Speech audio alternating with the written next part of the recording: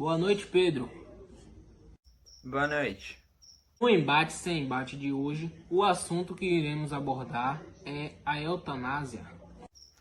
Traremos aqui especialistas da área da saúde e do direito para que eles possam apresentar quais são os pontos de vista positivos e negativos dessa prática, que é algo que não apenas no Brasil, mas também em grande parte do mundo tem bastante resistência quanto à eutanásia.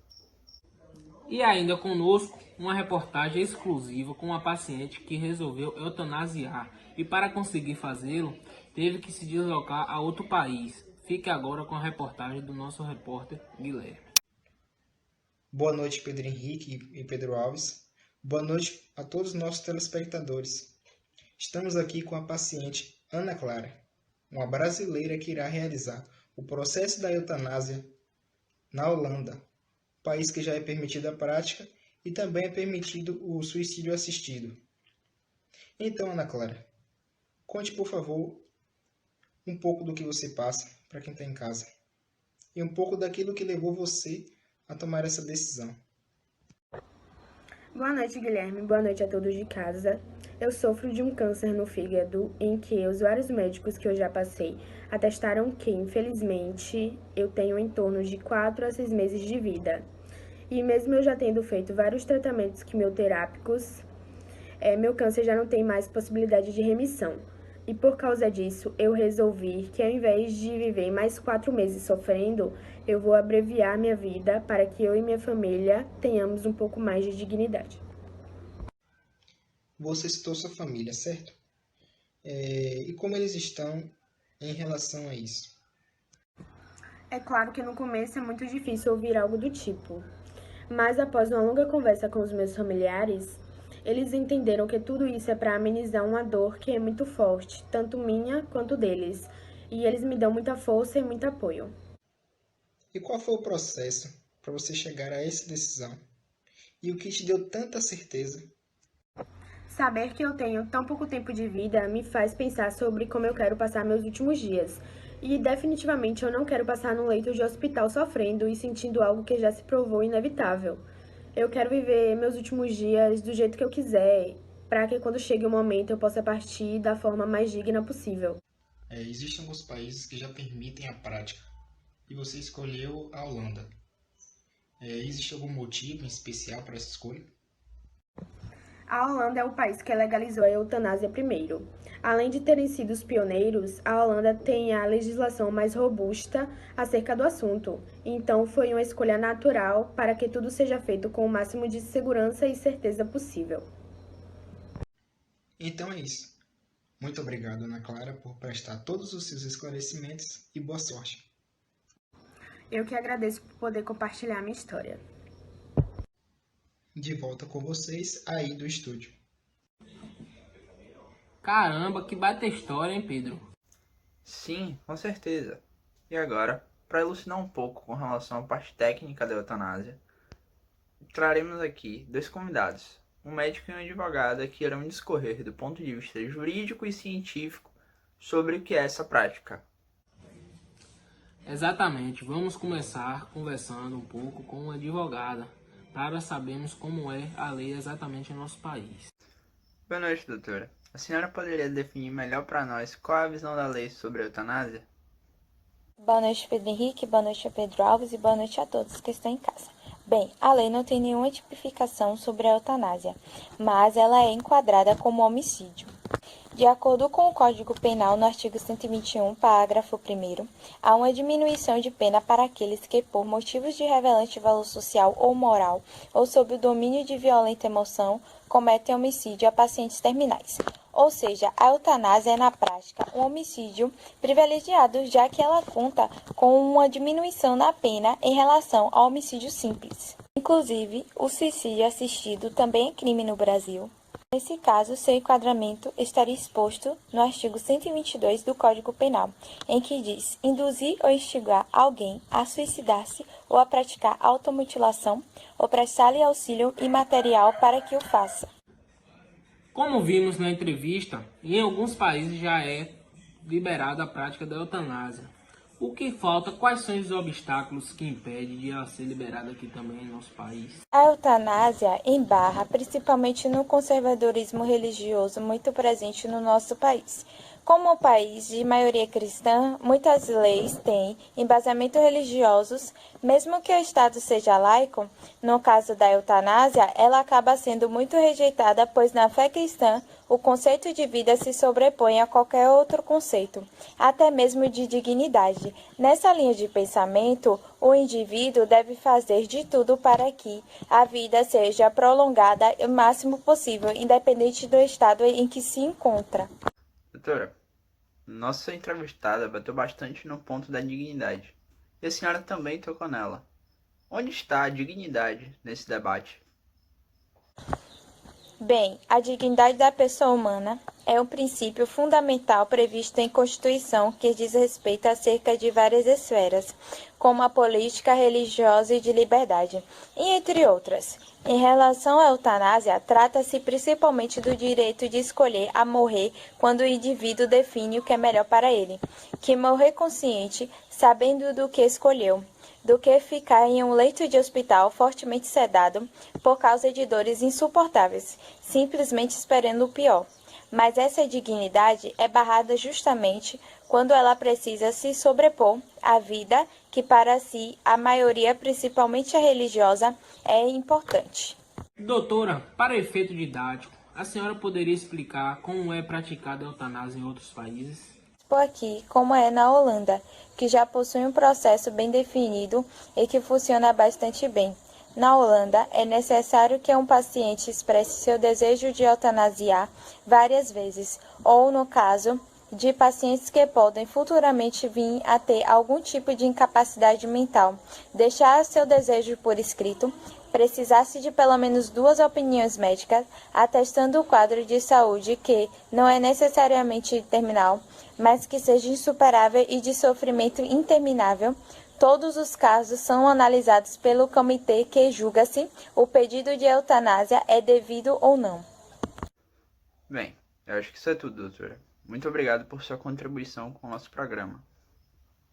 Depois de todas essas informações, vamos agora entrevistar uma médica para sabermos todos os pontos de vista científico do nosso debate. Boa noite, doutora. Bem-vindo ao nosso programa. Boa noite, Pedro Henrique. Boa noite, Pedro Alves. Boa noite a todos que estão nos assistindo. Doutora, para começar, o que é exatamente a eutanásia? Antes de falar de eutanásia, eu queria só falar que a morte é um evento final e inevitável da vida de todo ser vivo. E nós, profissionais da área de saúde, fomos treinados e formados para evitá-la a todo custo. Se falando de eutanásia ela é uma intervenção médica que busca abreviar o sofrimento de um paciente que, em função de um estado terminal ou de uma doença grave e incurável, possa ter uma morte humanizada. A eutanásia, como a doutora Beatriz falou anteriormente, ela é considerada crime aqui no Brasil. Está no primeiro parágrafo do artigo 121 do Código Penal Brasileiro como crime de homicídio. A eutanásia em países como Holanda, Bélgica, Canadá, Colômbia, Luxemburgo e alguns estados dos Estados Unidos, ela é liberada. Para que um paciente seja submetido à eutanásia, normalmente vai procurar o médico para que seja submetido à eutanásia pacientes que tenham alguma doença terminal. E outros casos, mesmo não tendo nada, alguns pacientes buscam também para o futuro, se porventura não estiver gozando das suas faculdades mentais, que seja submetido. Aí ele vai assinar um relatório informando, e aí os familiares, quando chegar o momento, avisam ao médico. E no caso da doença, ele escolhe o dia ou a hora, o dia e a hora da sua morte, ou então, se estiver passando por um sofrimento por conta da doença, doloroso, aí que seja também submetido à eutanásia. No dia escolhido, o médico vai até o paciente, é injetado na veia dele um medicamento que ele dorme, em alguns minutinhos ele morre. É por isso que nesses países onde a eutanásia é liberada, é considerada como uma boa morte, porque é uma morte sem dor e sem sofrimento. Em 2018, na Bélgica, foram 2.357 pessoas que morreram através da eutanásia. A advogada nos disse que suicídio assistido também não é permitido por lei. O que é o suicídio assistido na visão da medicina? Qual a diferença com a eutanásia? São basicamente a mesma coisa. A diferença é que a eutanásia é por intervenção médica. O médico é quem faz a intervenção para abreviar a vida do paciente. E o suicídio assistido, o médico ele fornece ao paciente meios para que ele possa mesmo abreviar a sua vida. Passando assim a responsabilidade do procedimento para o paciente. Existe alguma outra coisa que siga a essa mesma linha? Sim, há outros conceitos que se encaixam nesse debate, como a distanásia, a ortotanásia e a mistanásia. E o que são elas? A distanásia, ela é o prolongamento da vida de um paciente por intervenção médica, que ele busca adiar ao máximo a morte desse paciente, no desejo e na esperança de que ele possa recuperá-lo.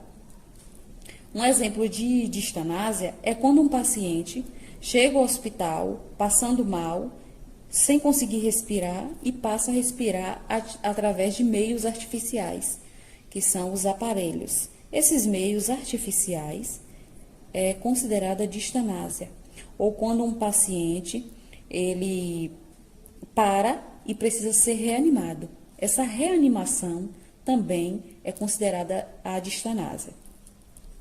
A ortotanásia, ela é o contrário. Ela é a não intervenção médica de um paciente que já está no seu processo de morte. E aí o médico deixa que a sua vida siga o seu curso natural, sem intervenção nenhuma. Ou seja, quando um paciente vai ao hospital, se ele estiver gozando das suas faculdades mentais, ele assina um termo informando que se porventura ele tiver uma morte cefálica ou não tiver chance de vida, esses aparelhos possam ser desligados. Ou o responsável por ele assina esse termo. Esse desligamento é considerado ortotanásia. Em 2013, na capital paranaense, uma médica ela foi presa e acusada de desligar aparelhos de 8 pacientes no hospital evangélico. Em entrevista, fui informada que ela falou que ela desligou os aparelhos de pacientes que já não tinham mais chance de vida e que esse desligamento foi para desocupar leitos que poderia ser ocupado por pessoas que tinham chance de viver. Então, esse desligamento ela é considerada a ortotanásia. E a mistanásia, ela é uma condição social desumana que atinge principalmente os indivíduos vulneráveis socialmente. Essas consequências violam o direito à saúde, o direito à vida, o direito à dignidade da pessoa humana, o qual poderia ser evitado. A mistanásia, ela é considerada uma morte miserável, precoce e evitável, porque é aquela morte que poderia ser evitada e não foi. Exemplos de mistanásia é quando, porventura, você é picado por algum bicho peçonhento, cobra, aranha, escorpião, E todo hospital ele tem a obrigação de ter o antídoto, que é o soro, para combater esse veneno. Se você chega no hospital e não tem, e porventura morre, é uma morte que poderia ser evitada. O hospital, ele omitiu o socorro que poderia ser prestado. Ou quando um paciente chega até o hospital passando mal e o médico demora também de dar socorro. É uma omissão de socorro. O paciente morre porque demorou de ser atendido. Ou quando você está passando por algum lugar e vê alguém passando mal e você não pede o socorro e ele morre. Essa pessoa morreu por omissão de socorro, que isso é crime e é uma morte, são mortes que poderia ser evitada e não foi. Por isso que a mistanásia ela é considerada a morte precoce, a morte miserável e a morte evitável, que poderia ser evitada e não foi por algum motivo fútil. Doutora, para deixar claro, qual é a necessidade de uma intervenção eutanásica quando se existe a ortotanásia? A eutanásia, ela contempla situações que a ortotanásia não contempla. Um exemplo que eu vou dar para vocês é da atleta paralímpica, ela era belga, Marianne Verwoerd. Ela, aos 20 anos de idade, ela passou a ser cadeirante, ela tinha uma doença degenerativa grave, que essa doença pode atingir os braços, tronco ou pernas. No caso dela, atingiu as pernas e ela sentia muita dor, era muito sofrimento por conta dessa doença. E aí, ela participou das Paralimpíadas do Rio 2016 e em seguida ela chamou os familiares, chamou a equipe de trabalho dela e informou que ela ia se submeter à eutanásia. Por conta de morar na Bélgica, a Bélgica ser um país que tenha muitos casos de eutanásia, provavelmente isso deve ter despertado um interesse nela. E aí ela decidiu que ia se submeter à eutanásia e foi feito. E morreu aos 40 anos de idade. Porque a eutanásia, ela tirou o sofrimento dela e também tirou a vida. E a ortotanásia ia prolongar a vida, mas não ia tirar o sofrimento. Então, por isso que a eutanásia contempla situações que a ortotanásia não contempla. Obrigado por destrinchar todos esses conceitos para nós, doutora, e pela sua ótima participação no programa. Agradeço por ter a oportunidade de informar a todos sobre esse tema. Então é isso, pessoal. Esse foi mais um Debate Sem Rebate. Obrigado por ter nos acompanhado até aqui. Boa noite. Obrigado à nossa audiência mais uma vez pelo programa. Até a semana que vem. Boa noite.